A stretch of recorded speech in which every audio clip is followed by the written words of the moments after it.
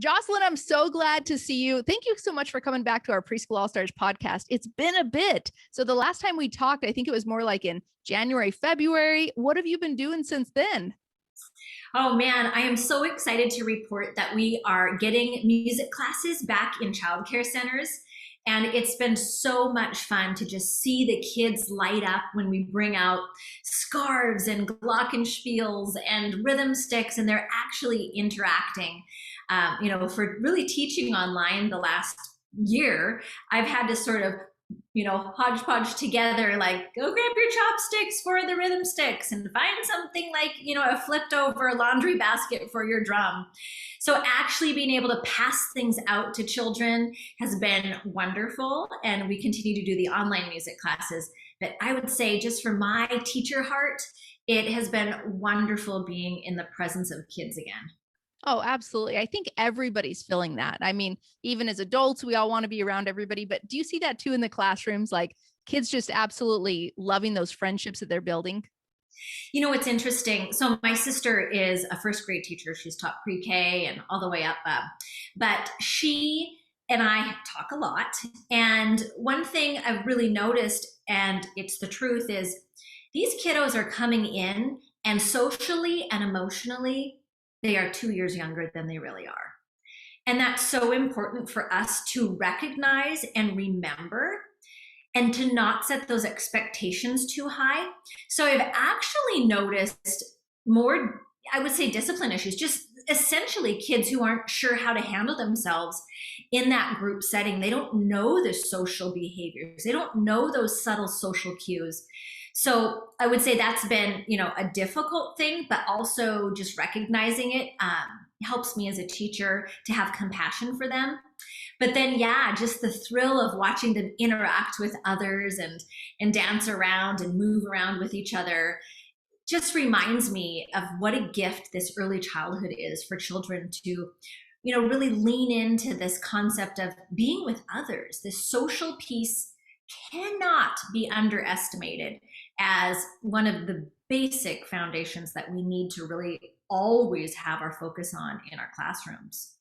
Absolutely. And I think too, like, of course, there's all the academics and things like that. But, when you bring everybody to circle time, when you bring in that music element, I mean, it really just everybody can enjoy it exactly where they're at. It doesn't matter if they're, doing well socially or struggling socially or well cognitively or low. Like everybody can in that moment all participate, all have a great experience. So now your wealth of knowledge and background is in music. Could you kind of share with our listeners where all this love of music has come from? Yeah, well, I really grew up in a musical family. My parents both sang and played instruments, so it was only natural that with the piano right there, I immediately took to playing and singing. And we were active in our church, and so I would sing a lot in church. And I remember I would get up on the piano bench and belt songs out. And so when I was, going through school, I kept up voice lessons and piano lessons. And when I realized in a high school, actually, it was about senior in high school, I was like, I could do music and work with kids because I loved kids. I loved to babysit. If anybody let me hold their baby, it was like, oh, I'm in heaven. So I thought, I got to combine these two. So I got into music education. I got my degree from the University of Montana. And then I traveled out to Washington for my first job teaching music in an elementary school. I did first grade through sixth grade. And I always tell teachers, because I think it's important, you see people who've taught for me over 20 years and think, oh, they've got it all figured out. Well, first off, let me just tell you that first year was so hard, which is why I do what I do now for teachers, which we'll talk about. But, it got better over time, but that first year, oh, the dread. So if anybody out there is a first year teacher or second or third, you might have had a great first year, and then the third year, your tough group shows up, just know that you're not alone. But I then went on to get my master's and decided I loved early childhood. I found that I didn't realize what we could do with birth through five. I didn't know because at that point I wasn't a parent, didn't have that background knowledge being a K-12 certified music teacher. of just what happens in early childhood. So when I went back to school, I'm like, I got to dig into this research. I knew we could make an impact with music. And so that's what I really studied in my master's is early childhood music education. I basically made my own degree because it didn't really exist. And, just tried to weave it all together. And then, well, I was just talking to my mom, more than 18 years ago, I started Musically Minded. And we go into childcare centers and preschools and teach music classes. And it's been amazing. That's awesome. I mean, your whole world is music. I love that in early childhood. And so you've been teaching, obviously in local preschool classrooms as well, but also you've been teaching online. So let's dive right into it. You said you were going to share some amazing tips and tricks we could bring into our circle times, whether locally or online, with music, how we can make sure that we keep kids engaged. So let's dive right into that. When I first realized the in-person classes were going to be done for a while, I was like, I got to figure this out. Like, what am I going to do? And I would say the first couple classes was like, they don't have anything. I don't know what they have at their house. I don't want to inconvenience people. And so it was definitely a learning curve. But what was interesting was it didn't take me too long to figure out it really was pretty much the same as in person. So after I was able to give a list of a few things I wanted parents to have on hand when the class began, because the things in your hands, I can't even begin to tell you how important it is. You've got to have things in their hands or something for their hands to be doing. It's exactly what I do in the in-person classes. So I paced the online classes the exact same way I paced my in-person. And let me tell you how I do it. We start with a hello song. That's just a chance to sort of get used to, all coming together. And, online, I have had smaller groups where I was able to go around and say hello to each child with their name, which I think is really valuable. And then another nice thing about the small group was as they started to get to know some of my movement terminology, like I might say, how should we move our bodies now? In our hello song. And they would, unmute themselves, or because I had to have them muted because it was just too much noise. They would unmute themselves and they would say jump, and we would all get up and jump. And then, they got to watch each other jumping.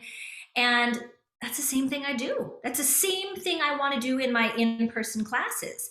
So then after that hello song, I'm going to introduce something that's tied to that theme that we're doing, because I usually do like a monthly theme. And that's what I kind of call my warm up. So that might be like for instance, this month we're doing apples and fall theme. So there's 3 apples on my felt board. And I don't have my felt board with me, but it is just a felt board box with, I think they call it a scrapbook box with a piece of flannel glued on it. And I can just open up the box, keep my stuff in there, close it up, and it's a perfect size to hold. But then I'm going to get those out. I might take my worm and hide it under an apple, and I'll sing, where's the worm? Where's the worm? Where's the wiggly, wiggly worm? Where's the worm? Where's the worm? Where's the wiggly, wiggly worm? Is it under the blue, the yellow, or the orange apple? Where's the worm? Where's the worm? The wiggly, wiggly worm. Now, in my smaller groups at that point for my online friends, especially if they have like a parent sitting next to them, I might have them help them unmute to guess where it is, or they'll have them type it into chat. But you can also teach them the sign language for the different colors. So then they would have that way of communicating. And you want to have that, because if you don't have them interacting with you, they're basically like watching a show. And we don't want that. So after that, I move. I get them up and moving, whether they're grabbing their washcloth or a t-shirt as a scarf, or they actually have one. We're doing some movement, and then we're going to sit down and do a story, really engaging story, and stand back up, do an action activity, and sit back down. So I guess the whole idea, what I'm saying is, I just discovered it's the same thing. It's the same thing as in person. I just have the limitation of not being able to hand those exact manipulatives out to them that I might be able to have more control over in that classroom setting. But just interacting. I'm looking at every little child in my bigger classes. I give shout outs. I always make sure that they put the name of their child or their classroom, because I do have some classrooms that attend. And I'll say, Heidi's house. Hello. It's so great to have you. And that's social and emotional. Feeling connected, feeling like you're a part of that group. We don't want to lose that online. So I really lean into that and want to make sure that I'm fostering that. So that's kind of how I do it. I love that. So I love, inclusion, because when you do circle time at a local preschool, the whole concept is you are one of us, right? We are all a group, hey, where's Susie today? Where is Johnny? Oh no, they might be sick. Oh, she's on vacation. Let's talk about that. So they become the collective, but sometimes online we lose the collective. So I love how you're, shouting out their names and really just trying to bring them in.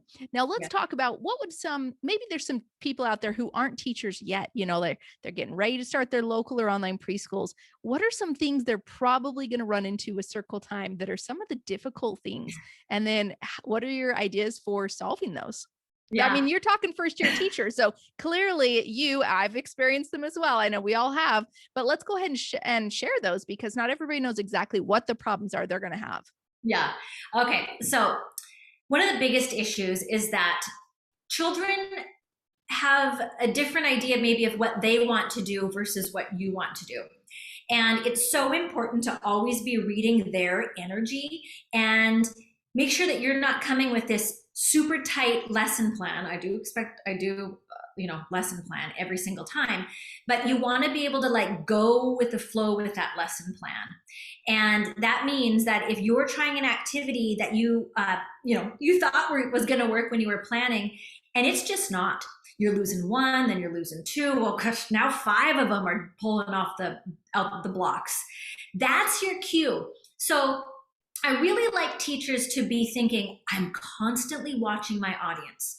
Always be reading the group to know, where are they at? What are they thinking about this? It can't just be head down. That's why I want you to practice your activities. And that's another piece. You want to make sure that you have tried these activities out. It might sound kind of silly, but it's a lot like an actor or, a professional basketball player, or really anybody who wants to hone their skill. You are working to be the best that you can be. So you get that activity out, you run through it, because by doing that, you're going to be thinking, well, what am I going to be saying? How am I going to do, logistically? That can be an issue that sometimes you don't realize, oh, shoot, I didn't have the flannel board near me. And if I'm going to go try to grab the flannel board, it's all the way across the room. That's going to have me losing really important minutes. So you want to be ready. You want to be planned. You want to have thought through all the logistics, and you want to know, if it's a song, if it's a poem, know it really well. Because if you're looking down at those notes and you're trying to figure out what the words are next, guess what's happening? You got trouble. So you want to be able to know it really well so that you can also kind of go off the cuff and maybe take it in a different direction. What happens if someone says, they throw a curveball at you and they come up with a different idea, you hadn't thought about that. You want to make sure you're really flexible in that. And then also, like I said, online, with the online and in person, get things in their hands. Children should not be ever required to sit and listen and not move a muscle for 20 minutes at a circle time. I don't know why that has always been sort of this idea of what a circle time is. Like kids are going to come and sit and listen. Like I'm in a lecture hall for college students. They're not college students. That's not how they absorb information. And I would even venture to guess that a college student would actually rather be taught in this multisensory way that I really want teachers to do when they're at circle time. So that means everyone's engaged. That means you are engaging the senses. You have things for them to see, things for them to hear, things for them to touch, moving their bodies. Because when you do that, not only are you keeping them engaged, but what you want to teach is going to be locked in, because you're packing it on an emotional element. How often have your kids gone home and said, I did the best worksheet today? They're not going to, because it's not emotionally stimulating. But when we do these fun activities at circle time, and we did teach maybe the same thing you would have on a worksheet, let's say shapes or letter sounds, but done in a fun way, you are going to lock in the learning and be able to do it so much more quickly, and they will not be able to wait for you to come back the next time you say it's circle time. I love that. I mean, I think the biggest takeaway right there for me was the multisensory, right? I mean, I don't know that I've thought of it all encompassing like that before, because you truly do. Like, they're watching you, so you need to be animated. They're listening to you. How is your voice? Is it up and is it down? Is it excited? Is it quiet? Is it capturing their interest, right? Yes. What are the smells in the room? I actually want to talk about that in a second, so I don't think we've Yeah. touched on that. Yeah. What are they touching? What are they, fidgeting with? How are they staying active there? What are our other senses that we have not covered yet? Yeah. Did So, we well, cover them? kinesthetic, tactile. I Yeah. mean, the kinesthetic up and moving their bodies. Good. Up and down, making sure that they're active. Very good. Not just touching. So Yeah. then let's talk then about the smells. How can we bring, you know, our smells into the circle time experience? Yeah. Well, I did a fun activity once where it's a Native American rain dance. You can find this, on plug it into YouTube or go onto any sort of music streaming service and look for something that kind of has that Native American sound to it. The strong drum, which beat is huge. I won't go too much into it, but we want to find activities that have that really strong beat so that they can feel that internal tempo. It'll help with literacy later on. And so I played this Native American song, and it was called the Rain Dance. I kind of got them excited about it by telling a little bit of a story of an African community who hadn't had rain for a long time. And so, they came up with this new word, and every time they'd say the word, it would begin to rain and the music would play. And in the squirt bottle, I had rain, of course, water, and I put a little bit of lavender essential oil. And so then they'd be dancing, and all of a sudden, they didn't know I had the spray bottle. And then, I'm over here spraying it, and the water is just misting down on them. And they're smelling this lavender essential oil, which, they always slept really great at nap time that day. But research says that smell is actually the strongest memory because it really goes back to survival. We need to make sure that we're, really being conscious of things that smell so that we don't, eat something that makes us sick or worse. So you want to play with that as well. You want to, think about also for your own self. I remember my kindergarten teacher's perfume. If I Interesting. No way. if I smell, no, she was an older lady, so I don't Yeah. really know if they even have that perfume anymore. But I was somewhere years ago and I smelled it again. Hmm. Boom, right back in that kindergarten class. So think about that too, because you want to be tying all of these things in, because what happens is the amygdala, that's where our emotions happen, are going to send a post-it note out to all of the other areas in our brain whenever we have that emotionally charged experience. So you want to make sure and kind of think of it like you're getting these experiences tagged, like you would tag or something like filing something in your computer. Like, how are you going to file it? Well, when you file it with all these different multisensory ideas, now these kids have it stored in so many different places. That means more places to retrieve it. So I can't even express how important, number one, it conquers that biggest issue that we have teachers struggle with, which is engagement. But number two, it locks in learning. Huge. Well, and when you do the multisensory and you make it so exciting, right? You bring up that emotional component. So yeah, it's way different than if you're just like doing something on a worksheet, stuff like that. And I'd also challenge our listeners right now to also figure out how can incorporate learning into your circle time. Okay. Circle time isn't just sing a song, read a book. Like, what song are you singing? What book are you reading? Like, are we choosing high quality songs and books that have not just words and music or, words on a page, but like things that are teaching concepts as well? Because then when all of a sudden you we're just layering, right? We're just helping to have that, 10-minute experience or 15 or however much that circle time is for you. we're just having as many layers as possible. So those kiddos are actually going home with as much as possible. Absolutely. And I think that's what's important. That's what sometimes gets missed with music is that teachers might say, I did music right there. I sang Twinkle Twinkle. We stood up and we did a dance party. Well, they're missing. They're missing because that's the tip of the iceberg.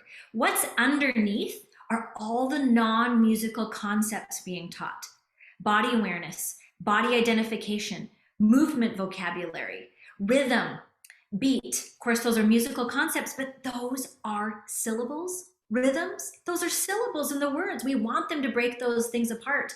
We want to teach them shapes. We want to teach them those letter sounds. Music does all of this. So what's important for an educator is to look at an activity that's musical and to be able to pull out what they're learning and to start to realize, hey, look at that. We just taught one-to-one correspondence. We just taught subtracting. We just taught auditory discrimination, which is the ability to really focus on a sound and be able to kind of drown out the things that are going on in the background. So important for helping children learn to read and really hear the sounds in our language. Everything is done through music. Again, it's all that multisensory, but so many concepts that we want our children to learn to get them ready for school happen in music. I venture to say most. You can conquer it with a musical activity. Yeah, I love that. Now, I think this might come up a lot in your world. What if we have a teacher who just says, but I just don't sing, right? I mean, like, I will be that person that I'm actually pretty comfortable if all the parents are gone and I don't have a co-teacher in my classroom where I'm like, oh, it's just me and kids. I can do that. Some people haven't even got to that level yet. I think the very first times I remember myself teaching, it was like, so I'm going to sing a song right now. Like, I don't normally sing songs or feel comfortable singing songs out loud unless I'm in a large group of people singing songs. So how do we overcome that as teachers? Well, I think first just accepting why you're here with that feeling.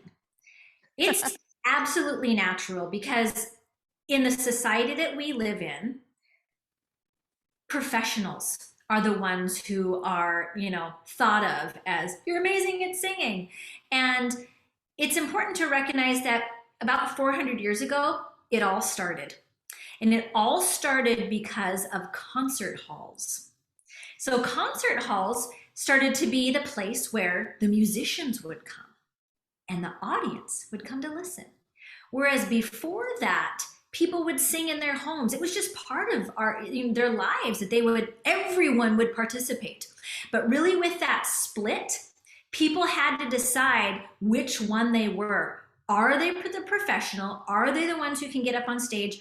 Or are they ones who should stay in the audience? And I'm sure anybody who's listening or watching, you know exactly where you'd put yourself. But when we get into a situation in an early childhood setting, that has to go away. No longer are we going to be judging with that set of rules. So I want you to kind of think about it in terms of cooking. I don't know. I mean, Joy, do you cook? You're asking the wrong person. Well, do you know how to make mac and cheese? That I do. I can follow instructions. Yes. Okay, good. So you can feed your family, even though maybe you're not a blue ribbon chef. Yes. But you still cook. Yes. Interesting. Well, the same thing happens with singing. Yep. Because what happens is we don't need to judge ourselves, again, with this list of criteria for the professionals. It's getting it done. But the other thing is all the benefits that I explained that come from music, they're waiting for you. They're waiting for you right here. If you can get over the block that says, I don't need to judge myself against all of these things. I don't need to judge myself about, with society. If I get up and I sing and there's a parent in the classroom, I don't need that parent to think, oh, she must think she's got a great voice. No, because I know that the benefits for having my children hear rhyming words, having my children join me and learn vocabulary, sentence structure, all of that is way more important than my insecurity about my voice. Now, I'm not saying that insecurity is just going to poof go away, but when you say, you know what, insecurity, go ahead, join me. But I'm saying, because I know all the benefits that there are for my kids, I know music naturally engages the brain, and I'm not going to not do it. So it's a process. But I think it's one you have to recognize and accept and know that that fear is going to be there, but push through for kids. Oh, absolutely. I think, and maybe this will also resonate with somebody, is if you are looking at these children in front of you during the circle time or on your online Zoom class, and you're looking at their beautiful faces, like, what if little Susie said that same thing to you? I can't sing, right? You'd be like, we all can sing. Come on, right? And you would help little Susie get over her little itty Exactly. bitty fear about not singing. And I'm trying to ponder back, like, I don't know that I've ever heard a child say that to myself. So it clearly is probably not a very common thing, if anything, to a child. But similarly, like, they could care less. Like, so we need to care less. Like, we need Yeah. to just realize this is such a beautiful thing that can, um, like you said, offer so many benefits. I also liken it to, whenever you're trying to get people's attention, our students' attention, or a transition. I Yep. mean, the best way is to break out into a sing-song voice. Like, there is just no better way that I know of. Nope. And so, like, just get over it. Like, we need to realize that there's a lot of tools that we can use when you start bringing music into our classrooms. Exactly. And I think that a lot of people can actually say when someone said their voice was bad. And if you kind of dig back into that, it might have been your third grade teacher. It might have been your grandma. In one case, I actually was in at a childcare center and the parents were coming in, we were singing, and a mom said, "Oh, that's my daughter. She sings really bad like I do." Yeah, well, she was 4, and I'm wherever she's at today. You don't forget that kind of stuff. And so just know that being labeled like that could have happened, and bad on those people. But I love what you said. Yeah, remember the innocence of the kid and the kiddos, and sing with that innocence. Just make a joyful noise. I love that. Sing with that innocence. I love that. It's beautiful. Well, my friend, how can everybody follow you? What are you working on right now that you're super excited? We'd love to make sure that all of our listeners can continue with you.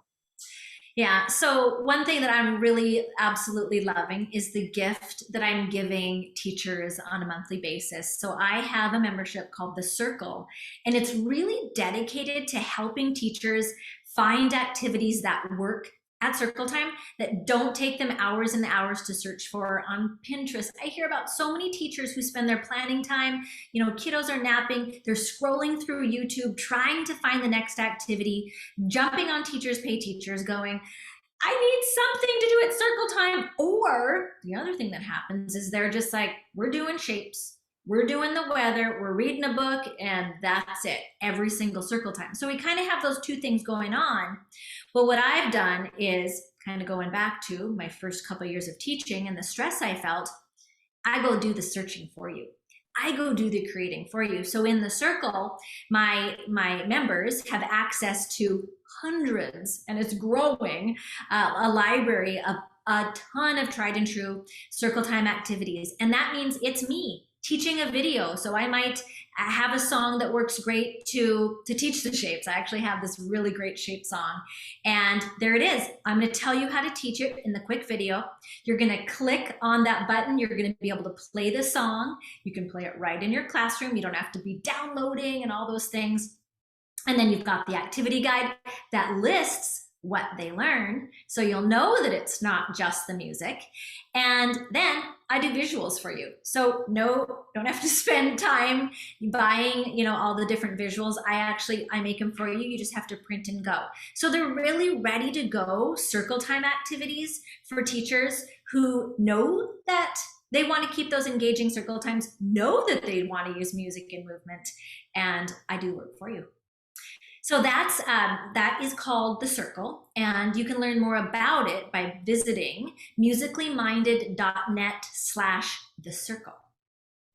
That's awesome. My gosh. Musicallyminded.net/the circle, or of course, click the link in the description. Please go join her amazing program, The Circle. By the way, what a cute name. If you want to be able to have a beautiful circle time experience every single time and not have to spend so many hours wasting on Pinterest or searching TPT and spending your money on things that you don't even know are going to work in your classroom, go get the tried and true proven circle time activities. I love it. Jocelyn, you're amazing. Thank you again for coming to our Preschool All-Stars podcast. Thanks for having me. If you'd like to have a success story just like that one, I invite you to join our Preschool All-Stars. It's my exclusive membership community where you'll get mentorship from me with weekly Q&A lives, support and guidance and friendship from hundreds of women on the exact same journey as you, starting, running, and growing their preschools, and my exclusive access to Preschool University, every training and done-for-you file that you'll need for every milestone on your journey to help you start, run, and grow your preschool. We've all been there, and we've got the exact same steps that you need to go through, but we do it all very quickly so that you don't have to waste time or money doing the wrong things at the wrong time. We'd love for you to join our Preschool All-Stars membership. Just go to preschoolallstars.com or click the link in the description to immediately jump into Preschool All-Stars. Again, go to preschoolallstars.com and we'll see you there.